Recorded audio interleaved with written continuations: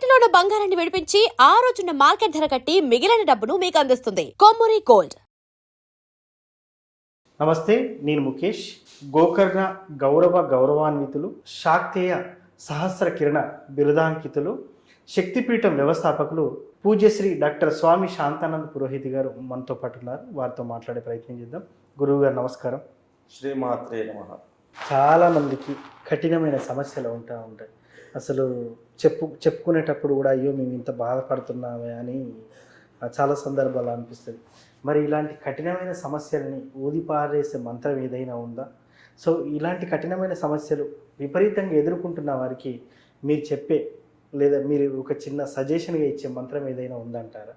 ఆ మంత్రం ఏంటి? ఆ మంత్రాన్ని ఎలా చదవాలి? చదవడం వల్ల నిజంగానే ఈ కఠిన సమస్యల నుండి మనం బయటపడతామా? మీరేం చెప్తారు? అంటే అనుకున్న వెంబడే ఊది పారేసే మంత్రం అంటే అది మన సాధన పైన ఆధారపడి ఉంటుంది. ఏ మంత్రం అయినప్పటికీ కూడా ఒక బీజాక్షరమే.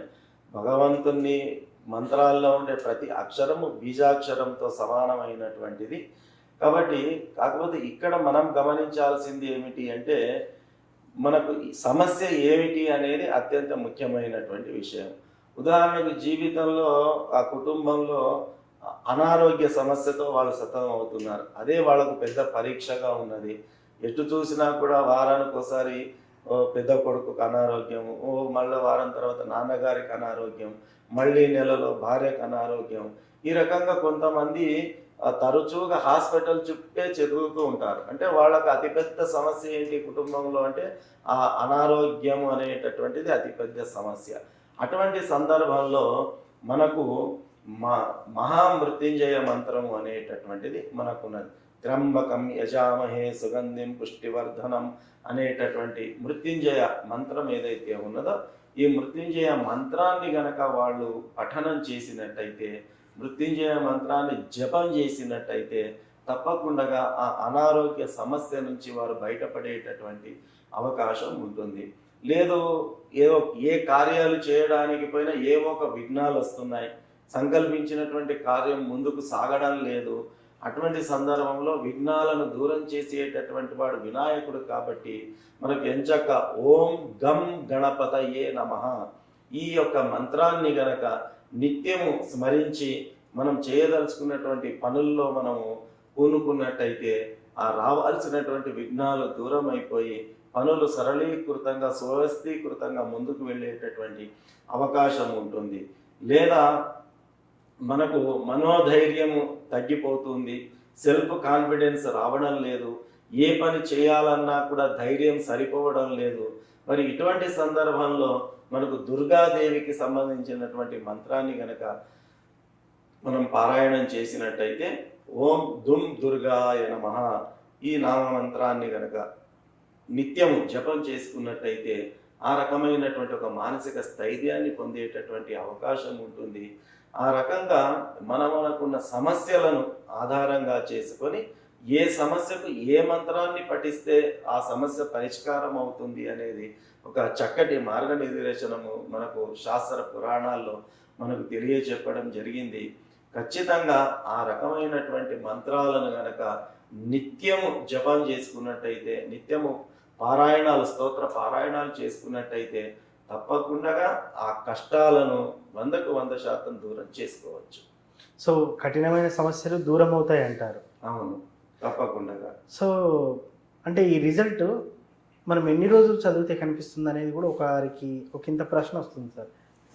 ఒకనొక చూసే వాళ్ళకి మనం ఏం చెప్పదలుచుకున్నాం అంటే ఇక్కడ ఒక విషయం మనం గమనించాల్సింది ఏమిటి అంటే మానవ ప్రయత్నం అనేది ఒకటి ఉండాలా, దానికి భగవత్ అనుగ్రహము కూడా తోడు కావాలా. ఒక వాహనం నడవడానికి ద్విచక్ర వాహనం ఉంది అంటే 2 చక్రాలు ముఖ్యమైనటువంటివి. 2లో ఒక చక్రం లేకపోయినా కూడా వాహనం ముందుకు వెళ్ళేటటువంటి అవకాశం లేదు. అట్లాగే మనిషి జీవితంలో కూడా మానవ ప్రయత్నం అనేటటువంటిది ఒక చక్రం అయితే భగవంతుడి అనుగ్రహం అనేటటువంటిది కూడా ఒక చక్రము. కాబట్టి మనం ఎప్పుడైనా కూడా మన శాస్త్రం ఏం చెబుతుంది అంటే మనం సంకల్పం చేయాలి, కర్మ చేస్తూ వెళ్ళాలి, ఆ ఫలితం అనేది భగవంతుడి పైన వదిలిపెట్టాలి. ఎందుకొరకు అంటే భగవద్గీతలో శ్రీకృష్ణ పరమాత్ముడు మనకు చెప్పినటువంటిది. కర్మణ్యేవాధికారస్య మా ఫలేషు కదాచన, అంటే కర్మ చేయడము మాత్రమే నీ పని, చేసిన కర్మకు సంబంధించిన ఫలితం నీవు ఆశించవద్దు అని చెప్తున్నాడు. ఎందుకొరకు అంటే మనము చేసేటటువంటి దానిపైన ఫలితం అనేటటువంటిది ఆధారపడి ఉంటుంది. మనం ఎంత చిత్తశుద్ధితో చేస్తాము, ఎంత శ్రద్ధాభక్తులతో ఆ మంత్ర జపం చేస్తాము అనేటటువంటిది ముఖ్యమైనటువంటి విషయం.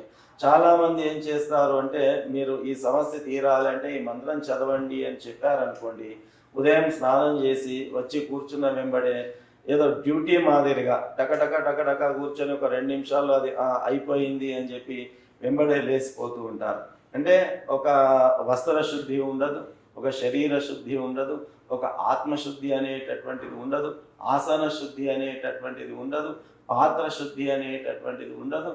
ఏమీ లేకుండా ఏదో ఈ మంత్రం రోజుకు ఒక 21 సార్లు చదవమన్నారు అని చెప్పి ఓం గం గణపతయే నమః ఓ 21 మార్లు చదవండి రోజు అని ఎవరో గురువు గారు చెప్పారంటే కూర్చోవడం, ఓం గం గణపతి ఓం గం గణ ఓం గం అంటే కనీసం ఉచ్చరించాల్సిన రీతిలో ఉచ్చరించకుండా, దానికి వెచ్చించాల్సిన కాస్త సమయం వెచ్చించకుండా తను ముందు ఉండేటటువంటి పనులపైన దృష్టి పెట్టుకొని ఏదో మమ అనిపించుకున్నట్టు ఇక అయిపోయింది, నేను మంత్రం చెప్పాను వెళ్ళిపోయాను అంటే, ఈ రకంగా మనము ఎన్ని సంవత్సరాలు జపం చేసినా కూడా దాని ఫలితం అనేది మనకు వచ్చేటటువంటి అవకాశం లేదు. కాబట్టి యద్భావం తద్భవతి, నీవు ఏ భావనతో ఎంత చిత్తశుద్ధితో చేస్తావో అంతే త్వరగా నీకు రిజల్ట్ వచ్చేటటువంటి అవకాశం ఉంటుంది. కాబట్టి త్వరగా రిజల్ట్ రావాలి అంటే అంతే చిత్తశుద్ధితో, అంతే సన్మతితో, అంతే చక్కగా, అంతే భక్తితో, అంతే శ్రద్ధతో ఆ నామ మంత్రాన్ని జపించాలి. ఇది ఒకటి. ఇక రెండవది చెప్పాను నేను, మన ప్రయత్నం ఒకటైతే భగవంతుడి అనుగ్రహం కూడా మనకు ఉండాలి అని చెప్పి. అయితే భగవంతుడు ఏ సమయంలో ఎప్పుడు ఎవరికి ఇవ్వాలనేటటువంటిది భగవంతుడికి చాలా చక్కగా తెలుసు.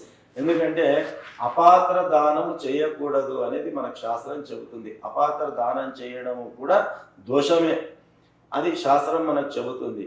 కాబట్టి ఏ భక్తుడికి ఏ సమయంలో ఏం అనుగ్రహించాలి అనేటటువంటిది అది పరమాత్ముడికి బాగా చక్కగా తెలిసి ఉంటుంది. కాబట్టి అది అనుగ్రహం ఎట్లా చేస్తాడు, మనం సంపాదించుకునేటటువంటి యోగ్యతను ఆధారంగా చేసుకొని, మన కెపాసిటీ, మన కెపాబిలిటీని ఆధారంగా చేసుకొని భగవంతుడు మనకు అనుగ్రహిస్తూ ఉంటాడు. కాబట్టి మనము చిత్తశుద్ధితో చేసుకుంటూ వెళ్ళడం వరకే మనం చేయాల్సినటువంటిది.